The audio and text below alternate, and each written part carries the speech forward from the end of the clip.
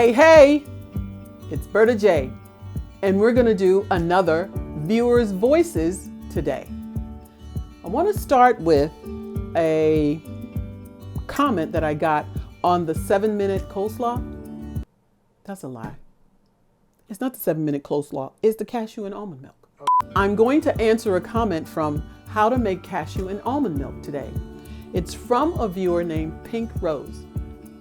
And she said that she would blend together both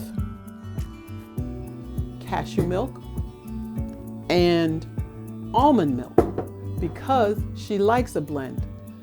They sell it in the store, but from that video, you can make both of them and make your own cashew almond milk. That's what we're going to do today. Funnel, bigger jar. I'm not going to put all of the milk in here, but it'll be a mixture of both the cashew and almond. Okay?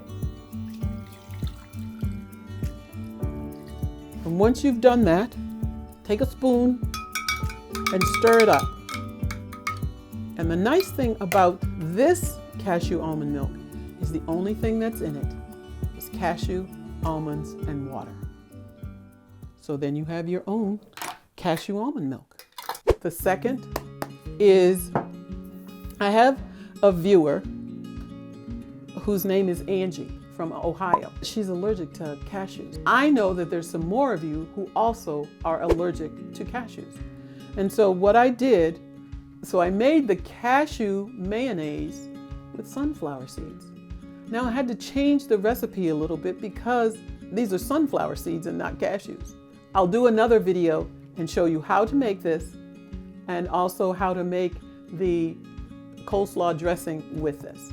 But just know that I have a recipe for you, Angie, from Ohio, that's made with sunflower seeds. I hope, let me know if you can eat sunflower seeds, okay?